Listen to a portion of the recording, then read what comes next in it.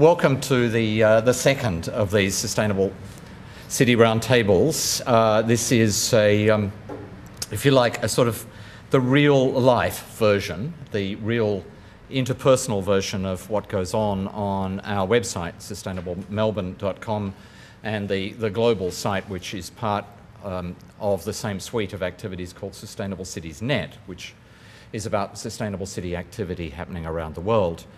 And we'll talk more about what is going to happen today in a short time. It's very interesting, and I find it, I have to confess that it's not just exciting, it's also slightly dizzying, the pace of change and attention to issues of global warming and future sustainability and all that change that's coming from sustainability. And it seems impossible to open the newspaper, to go on any kind of, look at any kind of television program, even the most popular ones, without there now being something about climate change and projecting the kind of impacts it's going to have.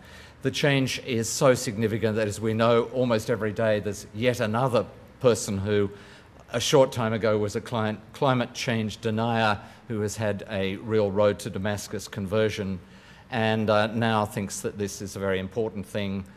And although some of those recently changed people would still like to talk with great caution about how we have to be very careful and realistic about climate change, not talking about anybody in particular here, of course, but the climate realists, as they like to call themselves, are trying to present an idea that we can deal with climate change with very little significant change to the trajectory of past development and the way that cities and our life and so on operate. But overall, I think there's a great sense that climate change represents what a couple of weeks ago the local papers in Victoria called the beginning of moving to a future which will not look like anything we've had before, a Victoria that will not be like the Victoria that we know. In other words, a sense that we are in facing the new challenges of climate change, the idea of a low-carbon economy and so on. We're moving to a radical shift, a real systemic shift in the nature of what has been the trajectory of development of our lives and, in this case, of cities. The sustainablemelbourne.com project and this event is part of a Victorian government-funded project called the Victorian Eco-Innovation Lab, which in itself is part of a university-wide centre at this university called the Australian Centre for Science, Innovation and Society. The idea of the Victorian Eco-Innovation Lab is that change will have to happen. It will have to happen quite quickly, and that the way to, one way to speed up change is to begin to envisage the nature of what life could be like, not what it would be like, but to open up the idea of what, for example, Melbourne might be like in 25 years' time. And if you go to the website of the project and look at the work that we started in January this year, there is a Melbourne 2032 project with some glimpses of radically different nature of life, but which is very much rooted in what we now understand to be the limitations in terms of carbon-based energy, in terms of water, and so on. Now, the idea is with those are really to open up people's thinking about where the future could be, and to do so by creating visions which then set some idea about what might be the first steps we could take. Sustainable Melbourne and sustainablecities.com, in a sense, starts at the other end. It starts from a recognition that already across this city is a very large number of activities in a huge range of areas, which are, in some cases, in quite small ways, in some cases quite large, directed towards trying to make Melbourne more sustainable. And sustainablemelbourne.com is a remarkably simple idea that one way to increase the pace of change is to highlight and expose and communicate the nature of activity that is going on, but also that if that activity at a whole range of levels is to grow into something which is really transforming in terms of the future of Melbourne, then many of those small projects need not just to be exposed, but also connected.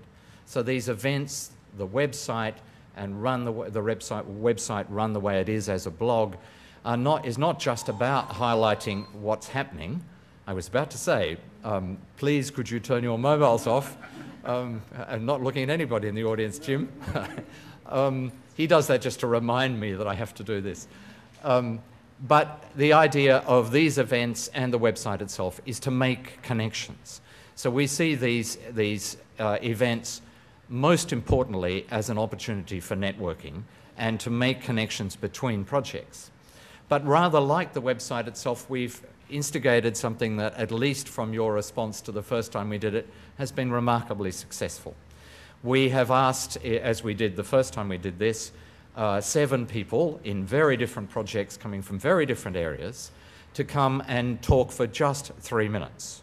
And we have over here on the throne our very high-tech 3-minute guide, a wonderful egg timer, and everybody who spoke the first time and everybody who speaks this time will just get 3 minutes with 3 slides to say, this is what I'm doing, we're doing, and it'll give everybody an opportunity afterwards to look at connections across the spectrum of things that you'll hear today. Last time we heard, for example, that in Melbourne there are architects' offices who from here are designing whole new cities, sustainable cities in China. We heard from the local government agency that is in fact a sponsor of the Victorian Eco-Innovation Lab, Sustainability Victoria, the kind of programs that they're introducing. We heard from researchers who are trying to rethink the nature of what is the whole way that we envisage the nature of cities and urban life. We heard, I had a list and now I've almost forgotten, but you get the idea that of a wide range of projects. We filmed all of those last time to move them into quick 3-minute sequences. All of those from the last, there's a minor technical hitch. We said last time they would be on the website. They will be almost immediately if they're not there now. We believe that our web person is actually putting them up, so we're not too far behind. We'll do the same for today. So as these events occur about every 6 weeks, we will build up an online series of quick glimpses of the kind of activity that's happening across this city for not just the audiences who come here, but for the audiences to the website. Okay, that's all from me, and I didn't get the 3-minute timer. We're going to begin, but I have the 3-minute timer under my control from now on, Alan. Before we start hearing from our 3-minute glimpses, even shorter than 3 minutes, I'm introducing Fern Edwards, who is the moderator and coordinator of the Sustainable Melbourne project and website.